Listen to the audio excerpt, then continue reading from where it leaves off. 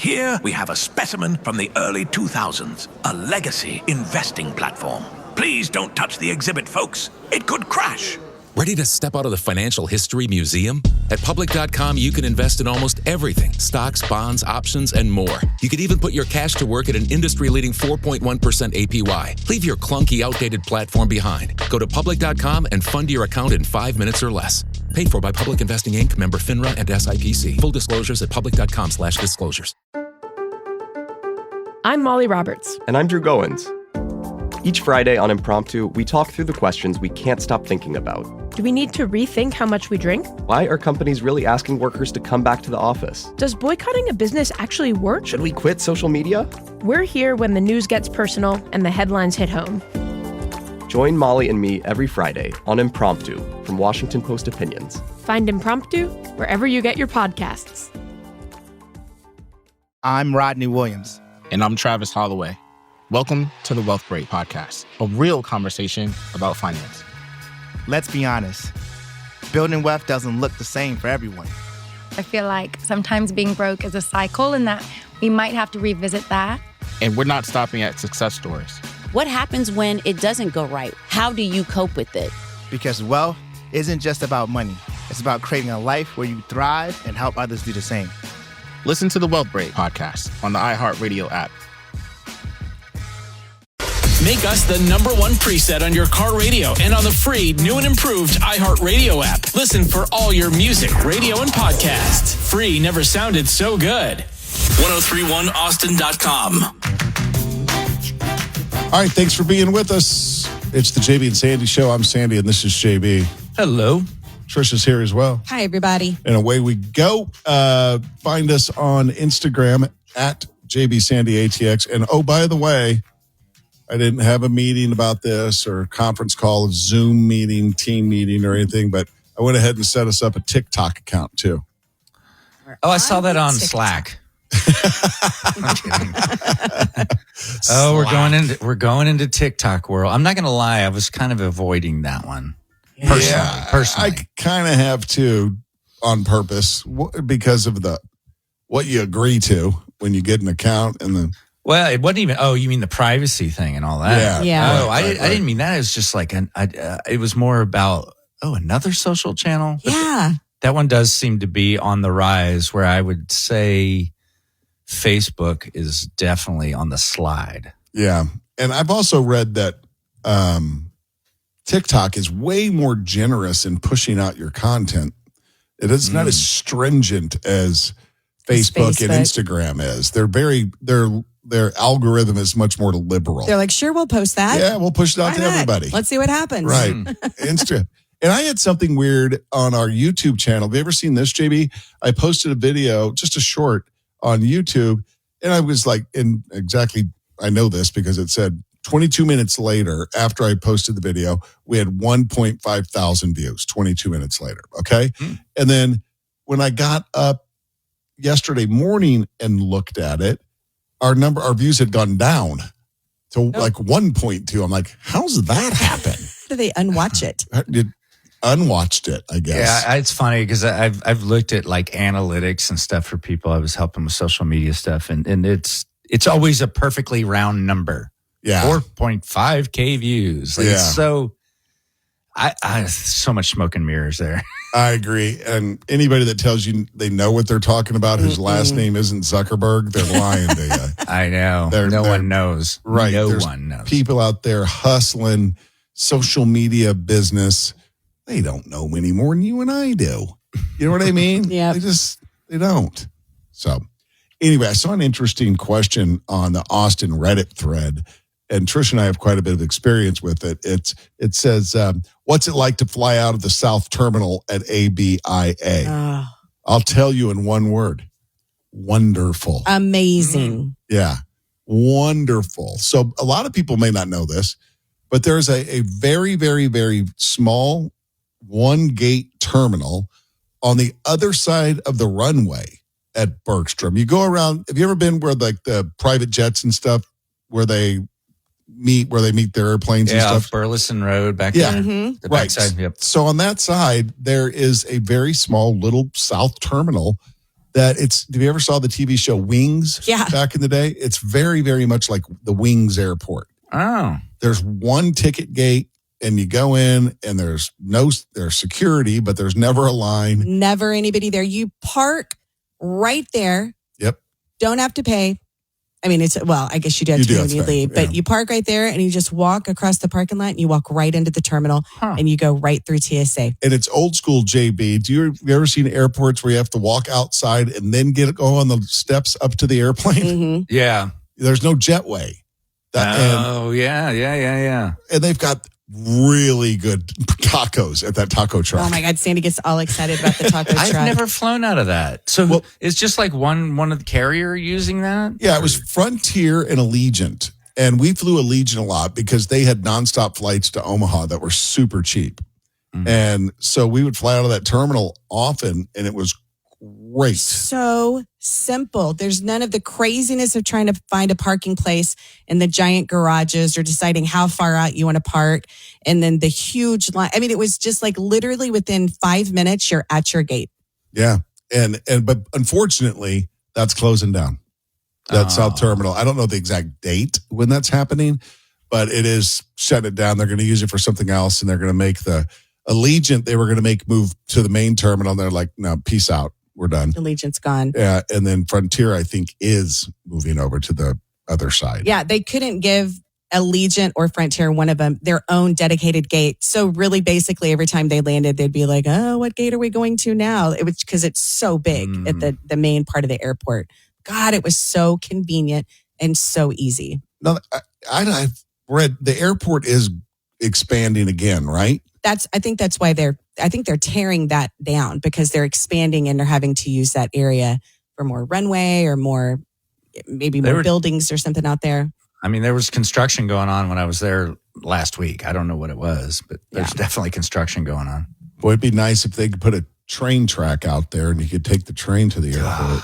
No kidding. That would be nice, right? So anyway, to answer that Reddit person's question, flying out of the South Terminal is awesome. And but unfortunately, it's not going to be here for much longer. Nope. Which is a bummer. Coming up today, Trisha is going to fill us in with some news. She's got the story we love in just a little bit. What do you have? I'm going to let you guys in on the new parking code enforcements that we've been given 3 months worth of warnings for. Now they're fining you if you do it. All right, stay with us. The story we love is next. Listening to the JB and Sandy Show on Austin's 80s station, 103.1. Trisha's got the story we love in just a moment. I managed to escape the day yesterday without a phone call from the Secret Service. We're exposing the governor's mansion. The vulnerabilities, the security vulnerabilities at the governor's mansion. If you didn't hear that, grab the podcast version of the show. In fact, I think that one's titled, Sandy is fully expecting a call from the Secret Service for this.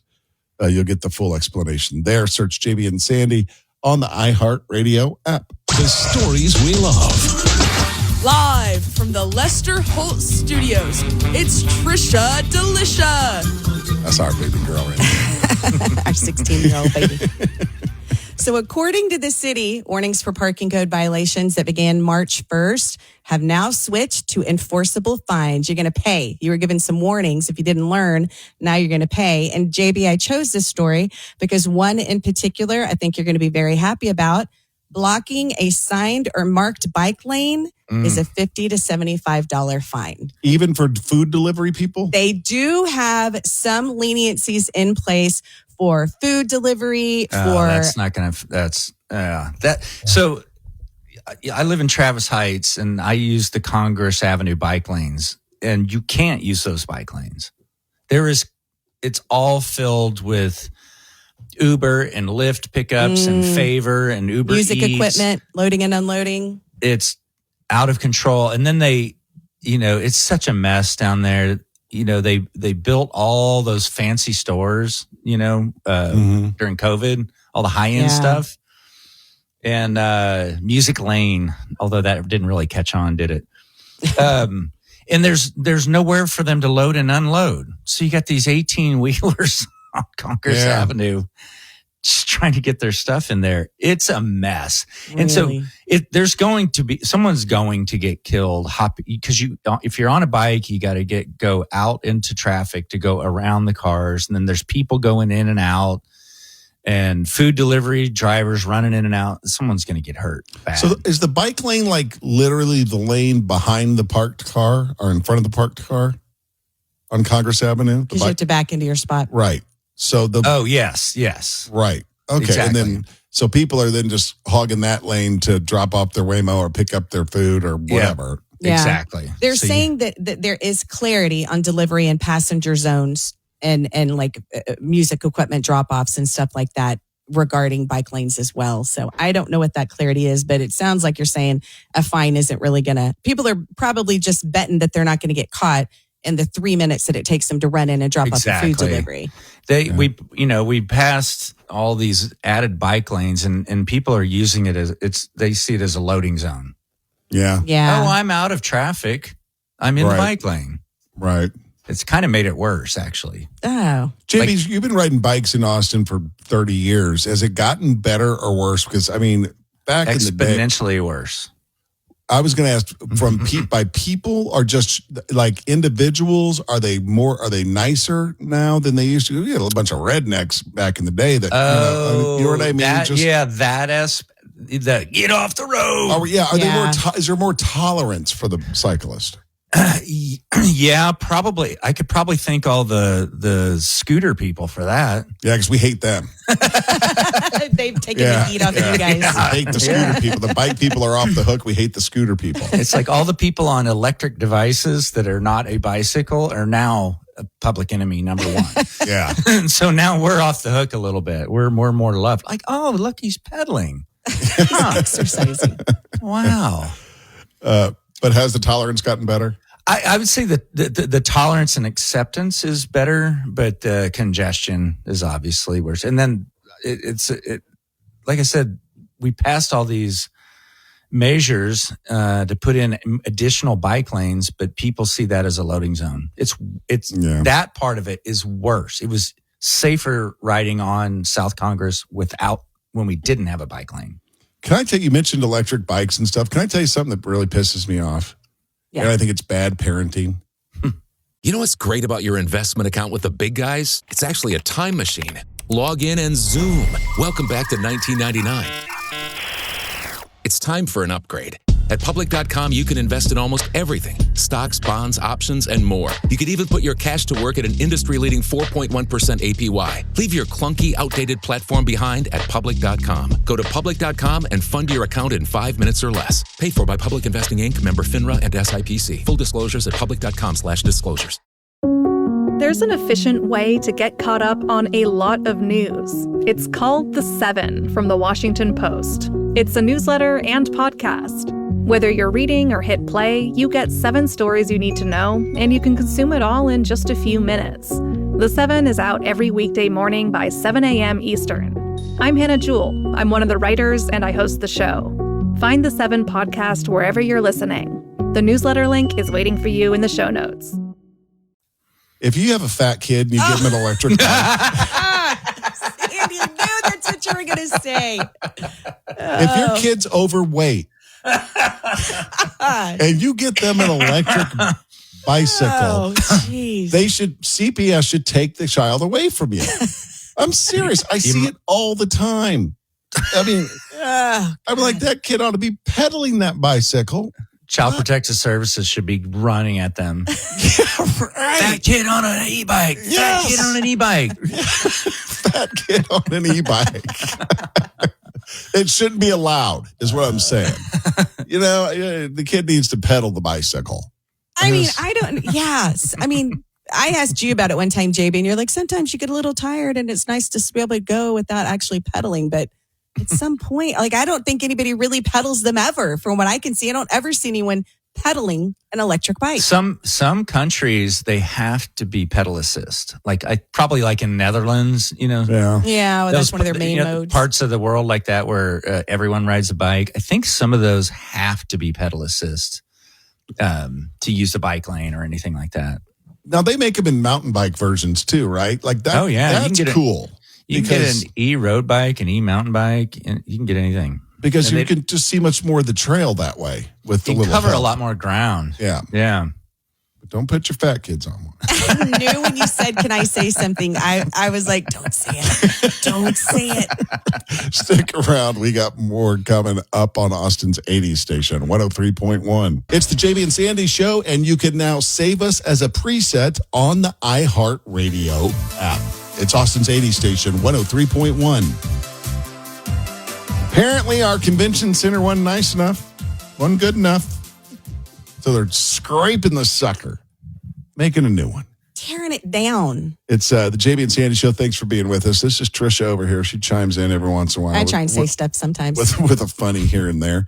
And but yeah, and I couldn't believe, Trisha, did you say that convention center was built 32 years ago? It's 33 years old. I'm certain in my mind it was built like 12 years ago. It does not feel like it's been 33 years. They've added to it and improved it for sure. They've done a lot to it. Yeah, so you're kind of right. I remember they did add on to it or do something because everyone was worried about Ironworks. Remember? Oh, that's right. The barbecue place. Yeah, they're like, is Ironworks going to go anywhere? We're like, no, Ironworks still there. One of the few places you can get a beef rib. If you can find a place to park. True. It's like the chili tiny parlor. Parking lot. You can't find a place to park. But they're spending how much, JB, on this?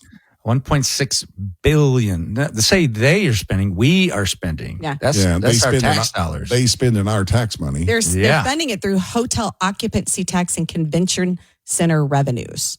Huh. So they make a lot of money doing all that stuff. You know who hates this? Who? San Antonio. Oh. San Antonio hates this. They were the Texas convention capital for a long time. And up until recently, I think it was like a 3-year wait list to get the convention center or something like that. In Austin. To get a date in Austin. I don't know if what this expansion does to it, but hey, I've seen a couple renderings and some stuff like that. It looks pretty damn cool. Yeah. And it is a lot of money, but for a lot of people, that's their first real Austin impression. Yeah, the airport and the convention center. Yeah, right? They come in. I don't know. Our airport's done a fine job. I think we have one of the cooler airports in the country. Same thing. They go straight to the convention center for some packet pickup, and they're going to be there for a few days. Yeah, it's one of your first impressions. It's pretty important. Hey, you made me think of something, JB, when you mentioned the airport and the convention center. Has Austin given up on the whole guitar thing? Remember the guitar statue things were just... Oh, that were randomly around Austin? Are we done with that? Is that... Oh, because there's one at the airport. I think they moved them all to the airport. I think it was a big fundraiser where different artists or groups made those, and then they were auctioned off. Those ones that are outside? You know what I'm talking about? They're inside, like on the baggage claims. No, but I'm talking about around the city. There's some that are outside, too. Yeah, and then there was a cow thing. Yes, yeah. Like Chicago kind of stole it from Chicago, right? Right. But they're like down the street from me. One of my neighbors has one of them that they bought at one of those art auctions. They have one of the big painted cow in their yard. Hey, that's funny. That's cool. Hey, that's what's cool about 04. There's still some funky people like that. They let them keep it in their front yard? Yeah. That's good. It's not going to go anywhere. You just never know anymore. You can't put that in your front yard. I can. Yeah, they're gone. They were 10-foot tall guitar sculptures. Right. They were public arts projects sponsored by Gibson Guitar, and they were auctioned off. Really? Raised $500,000 for 4 local charities. This was way back in like 2007. I thought that was an ongoing thing in Austin. Like they would keep putting them up and stuff. You know what Austin needs to do? I love this idea. I steal it from a buddy of mine in Detroit who does a morning radio show. He went on a campaign for years to get streets in Detroit named after musicians. Like he got Motown. Bob Seger Way. Done. Yeah. And then he got all the Motown. He single-handedly went to the city council, put the plan together. How cool would it be in Austin to have a bunch of streets named after local Austin bands? Right? It is. They did change second to Willie Nelson. Yeah. Didn't they? But no one says that. Right. Yeah. Right. But I mean, it'd still be cool to just go local. Like Willie's a global thing, you know? But if you had Bob Schneider Street. Yeah, Bob Schneider Avenue. That'd be kind of cool. No one likes it. Although if I'm going back to Detroit, I would be really embarrassed to say I live on Kid Rock Parkway. I think it makes it cooler. I like it, you know, because we named a bunch of stuff after trees. You see that? Yeah, trees. But yeah, no, I think it'd be great. We need to lean into this music thing more before it fades. So who would we put? Okay, we got Willie. Who would our first street? Who would we name it after? What musician from Austin would we name a street after? Well, it's for sure Stevie Ray. Stevie Ray. Yeah. There you go. Yeah. Stevie Ray would that's be the first. obvious. That would be the first one. We got a Willie one already. I saw a picture of Jimmy Vaughn the other day, and like a promo photo of him. And do you guys remember Shana Na, the guy that used to comb his hair? Yeah. And he would. Yeah. That's his promo picture. He still does it. It's the rockabilly look. Yeah. Yeah. I was like, really? I used to bump into him all the time when he lived in Westlake. I think he moved out to Drip or something. But he rocks the pompadour. Yeah. Gary, you were going to say Gary Clark Jr. Gary Clark Jr. would definitely have a street. Shaky Graves. Yeah. Yeah. Uh-oh. Are y'all all right with Kinky Friedman? Kinky's dead. Kinky's from El Paso. I don't know. Notable Austin. I mean, you're saying people who are from Austin. Yeah, well, made their bones here. Let's do that. You know what I mean? Made their name here. Yeah, they may not have been born here. Right. Yeah. That'd be a fun project. We'll never do anything with it because it's too much work. Oh, Jerry Jeff Walker. Let's give him a street. Guy Clark. Jerry Jeff Walker. That's a good one. Yeah. You say not like Janis Joplin is synonymous with Austin. Yeah, it's from Port Arthur, but she's made her name here. Yeah, right? Rocky Erickson. Yeah, from 13th floor elevator. Towns Van Zandt was from Fort Worth, Texas, but I mean, you gotta know. Daniel Johnston. Hi, how are you? Oh yeah, Daniel Johnston. There'd be a bunch of names to make streets. I mean, it's way better than Lavaca. You know what I mean? Right. Right. It's way better than Colorado. I mean, if you want to go, you could do Charlie Sexton. Yeah. Mm-hmm. Christopher Cross is yeah, and he lives here. Yeah. Oh, Chris Cross still alive? Yeah. Every time we bring him up, you ask that He almost question. died during COVID, I think. Oh, okay, but he's still with us. He's still with us. Sailing? Sailing away. He's got such a long way to go. I know. To make it to the border of Mexico. So he's going to run. Ride like the wind. Ride like the wind. Great song, though. Such a good song. It makes me want to listen to it right now. Right. So, all right, let's put a pin in that. Okay. We'll have a meeting about that later. You know what's great about your investment account with the big guys? It's actually a time machine. Log in and zoom. Welcome back to 1999. It's time for an upgrade. At public.com, you can invest in almost everything. Stocks, bonds, options, and more. You could even put your cash to work at an industry-leading 4.1% APY. Leave your clunky, outdated platform behind at public.com. Go to public.com and fund your account in 5 minutes or less. Paid for by Public Investing Inc., member FINRA and SIPC. Full disclosures at public.com/disclosures. There's an efficient way to get caught up on a lot of news. It's called The 7 from The Washington Post. It's a newsletter and podcast. Whether you're reading or hit play, you get 7 stories you need to know, and you can consume it all in just a few minutes. The 7 is out every weekday morning by 7 a.m. Eastern. I'm Hannah Jewell. I'm one of the writers, and I host the show. Find The 7 podcast wherever you're listening. The newsletter link is waiting for you in the show notes. I'm Rodney Williams. And I'm Travis Holloway.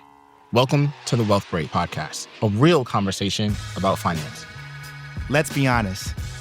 Building wealth doesn't look the same for everyone. I feel like sometimes being broke is a cycle and that we might have to revisit that. And we're not stopping at success stories. What happens when it doesn't go right? How do you cope with it? Because wealth isn't just about money. It's about creating a life where you thrive and help others do the same. Listen to the Wealth Break Podcast on the iHeartRadio app,